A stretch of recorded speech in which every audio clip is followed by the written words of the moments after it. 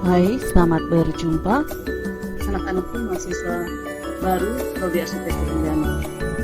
Hari ini saya akan menyampaikan atau menjelaskan kepada kalian salah satu materi yang menjadi bagian dari kegiatan Basic Study Skill untuk mahasiswa baru di tahun akademik 2020-2021 ini. Nah, materi yang hari ini akan saya bawakan topiknya adalah kepemimpinan dalam organisasi. Saya mohon perhatiannya. Kita akan melihat terlebih dahulu apa itu kepemimpinan di dalam organisasi ya. Kepemimpinan dalam organisasi adalah satu proses di mana seorang pemimpin mempengaruhi dan memberikan contoh kepada pengikutnya dalam upaya mencapai tujuan organisasi. Nah, mengapa penting untuk memiliki pemimpin yang efektif? Pemimpin itu cuma satu orang ya. Kita lihat di gambar ilustrasi yang saya berikan di slide ini. Hanya satu orang di depan, tetapi betapa penting dia posisinya digambarkan sebagai yang ada di ujung anak panah. Artinya bagaimana organisasi itu akan berkembang atau melaksanakan aktivitasnya sangat dipengaruhi oleh satu orang yang ada di depan ini, yaitu seorang pemimpin. Nah, mengapa pemimpin sangat berpengaruh keberadaannya di dalam suatu organisasi? Yang pertama, pemimpin itu keberadaannya akan sangat mempengaruhi moral dan kepuasan kerja dari para bawahan. Kalau moral dan kepuasan kerjanya itu sudah terpengaruh, maka tentunya ini akan membawa juga pengaruh kepada kualitas dari kehidupan kerja di dalam organisasi itu secara keseluruhan. Nah, pada akhirnya kualitas dari kehidupan kerja atau suasana kerja ini akan menentukan juga bagaimana prestasi dari organisasi itu. Apakah organisasi itu dapat melaksanakan dengan baik apa yang menjadi program kerjanya, menunjukkan prestasi yang baik di dalam pelaksanaan program kerjanya, akan sangat amat dipengaruhi oleh keberadaan seorang pemimpin. Apa arti dari kepemimpinan dan bagaimana seorang pemimpin memanage atau menjalankan kepemimpinannya? Itu adalah bagian yang akan kita pelajari pertama. Pemimpin itu adalah orang yang tugasnya memimpin. Sedangkan kepemimpinan itu didefinisikan sebagai bakat dan atau sifat yang harus dimiliki oleh seorang pemimpin. Apa saja sifat-sifatnya nanti kita akan bahas lebih lanjut.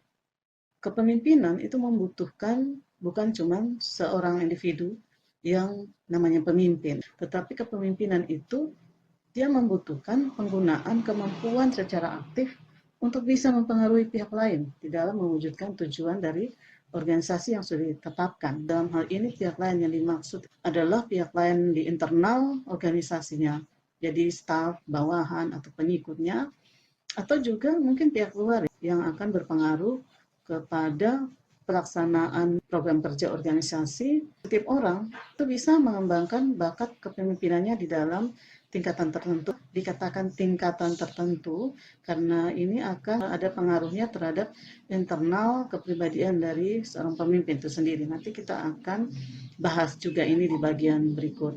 Nah, seorang pemimpin dituntut untuk mempunyai setidak-tidaknya dua keterampilan.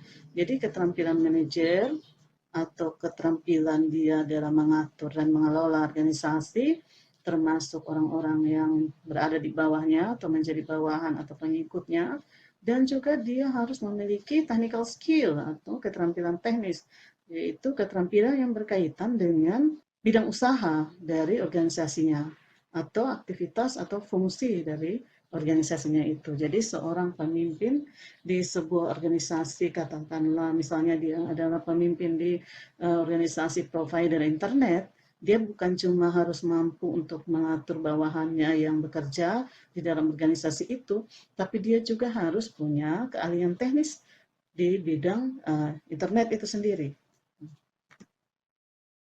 Pemimpin itu ada tingkatan-tingkatannya ya.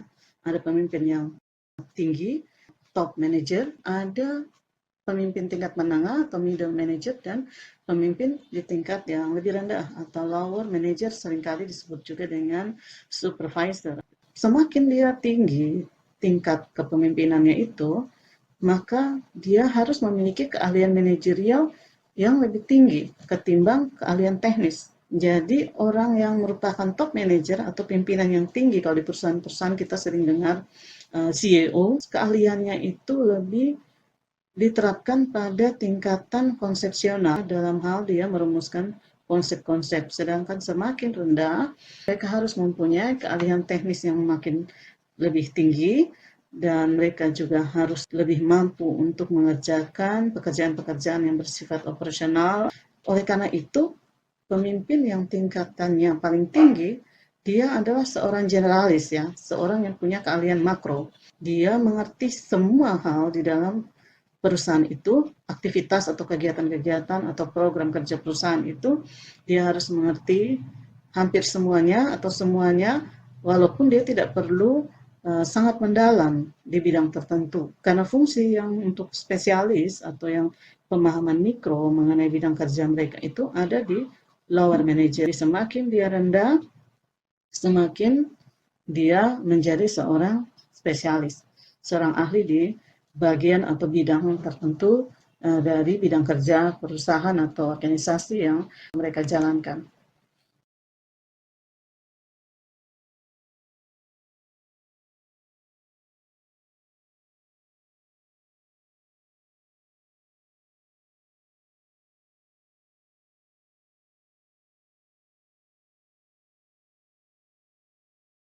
Kita lihat bagian berikutnya adalah kepemimpinan formal dan kepemimpinan informal.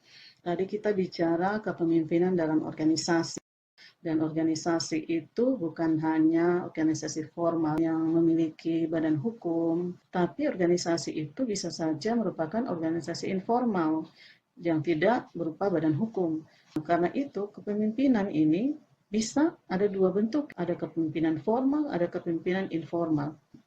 Direktur perusahaan misalnya atau rektor kita atau Bapak Dekan itu adalah pemimpin formal. Tetapi misalnya ada orang tua, tokoh adat yang kalian tuakan, lalu ada apa-apa, beliau akan disuruh memimpin atau ada Sesuatu masalah beliau akan dimintakan. petunjuk, maka kepemimpinan yang dijalankan oleh tokoh adat atau tokoh masyarakat ini adalah bentuk kepemimpinan informal. Kepemimpinan formal itu didapatkan berdasarkan pengangkatan dan ada struktur organisasi Yang jelas, eksplisit, tertulis, dan posisi si pemimpin ini akan terlihat di dalam struktur organisasi tersebut. Masalahnya kepemimpinan formal ini tidak otomatis ya, walaupun dia diangkat tidak langsung terjamin begitu dia ada SK langsung dia dapat diterima kepemimpinannya oleh bawahan. Dia masih harus diuji di dalam praktek kepemimpinannya. Kalau kepemimpinan informal yang sering juga disebut dengan headship tidak didasarkan pada pengangkatan dan tidak terlihat pada struktur organisasi, efektivitasnya tapi justru seringkali lebih baik karena mereka bisa duduk sebagai pemimpin informal. Itu sudah jelas karena ada pengakuan nyata dan ada penerimaan dari orang-orang yang mereka pimpin. Ini terbalik dengan kepemimpinan formal yang dia diangkat dulu, dia jadi pemimpin dulu, baru bisa diakui. Nah, tapi kepemimpinan informal ini bukannya tidak ada syarat ya, ada kriteria yang harus mereka penuhi untuk bisa menjadi seorang pemimpin informal. Yang pertama, dia mampu mengikat hati orang lain. Memikat dalam arti dia bisa membangun hubungan yang serasi dengan orang lain. Dan dia juga menguasai makna dari tujuan organisasi yang sudah dicapai. Misalnya, kalau dia adalah pemimpin adat, maka tentu dia harus seseorang yang menguasai adat istiadat, di mana dia memimpin itu. Lalu dia juga punya penguasaan tentang implikasi-implikasi pencapaian dalam kegiatan operasional. Dia tahu itu bahwa misalnya mau upacara adat untuk katakanlah kematian misalnya, maka dia tahu bahwa upacara adat itu harus menggunakan alat-alat apa, atau apakah ada syair-syair tertentu yang harus diucapkan saat upacara itu. Lalu dia juga mungkin dipilih karena ada keahlian tertentu yang tidak dimiliki oleh orang lain. Selaras dengan tadi yang saya berikan contoh, misalnya seseorang mungkin akan diangkat menjadi pemimpin adat karena dia menguasai tata cara upacara adat, misalnya dia sangat menguasai semua tata cara dari upacara adat. Nah, ini perbandingan pemimpin dan non-pemimpin yang kita maksudkan di sini. pemimpin dan non-pemimpin adalah pemimpin yang sebenarnya, pemimpin yang benar-benar pemimpin, dan non-pemimpin, artinya mungkin dia berstatus sebagai pimpinan atau pemimpin, tapi dia sebenarnya tidak menjalankan kepemimpinan yang baik, sehingga disebut sebagai non-pemimpin. Jadi pemimpin itu dia memberikan inspirasi kepada bawahan, bukan perintah. Kalau cuma perintah-perintah, itu belum tentu seseorang yang merupakan pemimpin yang baik atau menjadi seorang pemimpin. Dari pemimpin itu harusnya menyelesaikan pekerjaan dan mengembangkan bawahan atau pengikutnya. Jadi menyelesaikan pekerjaan, Tapi bawahan atau pengikutnya itu jadi lebih pintar gitu, jadi lebih mengerti. Dan kalau non pemimpin dia menyelesaikan pekerjaan, tapi dia bisa mengorbankan bawahan. Karena bawahannya disuruh misalnya lembur terus, membuat mereka terkuras waktu, tenaganya, tapi dia tidak mengerti apa-apa, dia tidak mendapatkan sesuatu yang positif bagi dirinya sendiri, maka itu adalah sikap seorang pemimpin, bukan pemimpin. Dan pemimpin harus memberi contoh, dia bukan menanamkan rasa takut.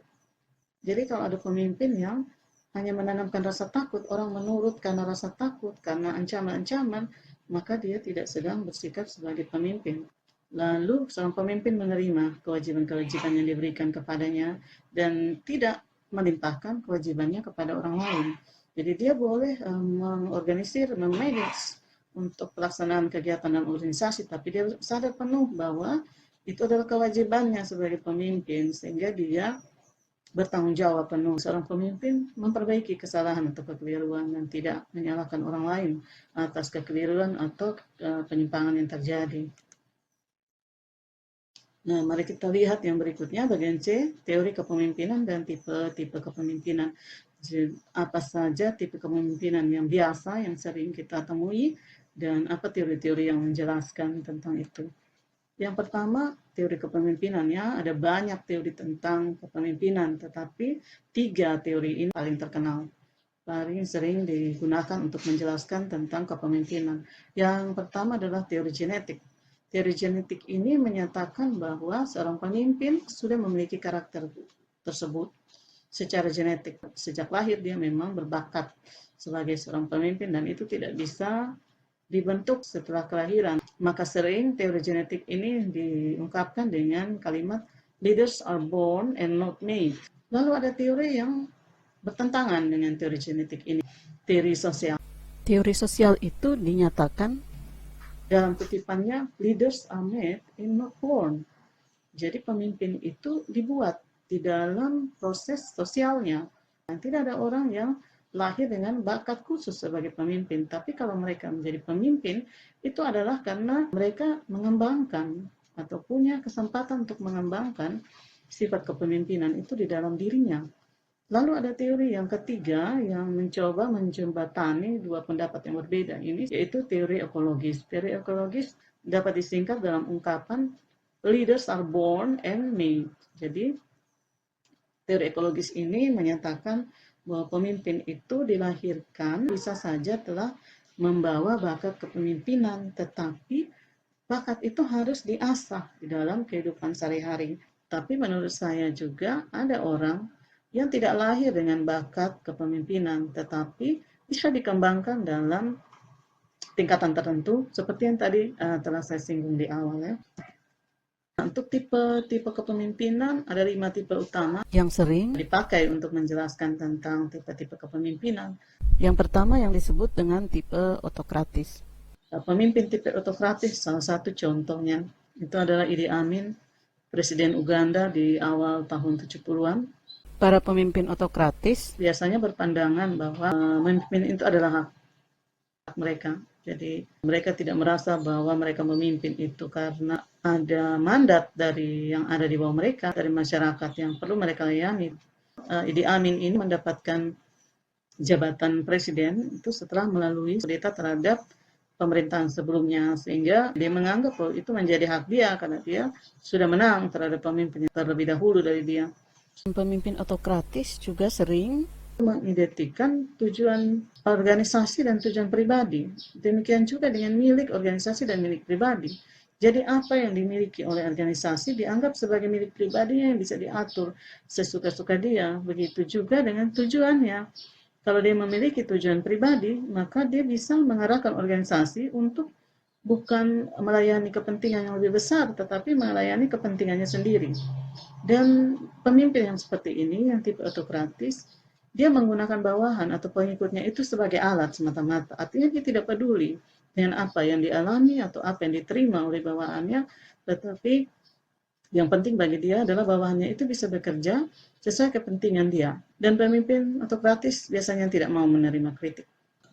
Nah, karena pemimpin yang autokratis seperti ini, mereka tidak mau menerima kritik, maka otomatis kekuasaannya itu tergantung kepada kekuasaan formal.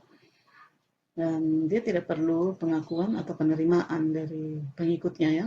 Yang penting adalah mereka tunduk. Ujung-ujungnya pemimpin autokratis sering mempergunakan pendekatan paksaan dan ancaman. Tipe yang kedua adalah tipe pemimpin militeristis. Ini bukan Berarti semua pemimpin militer itu bersifat militeristis. pemimpin yang bertipe militeristis ini, mereka untuk menggerakkan bawahannya atas sesuatu yang mereka sudah tetapkan, itu sering menggunakan perintah sebagai alat utama. Mereka tidak menginspirasi, tapi mereka Sering memerintah. Pemimpin tipe militeristis ini sangat suka menggunakan pangkat dan jabatannya untuk menggerakkan bawahan.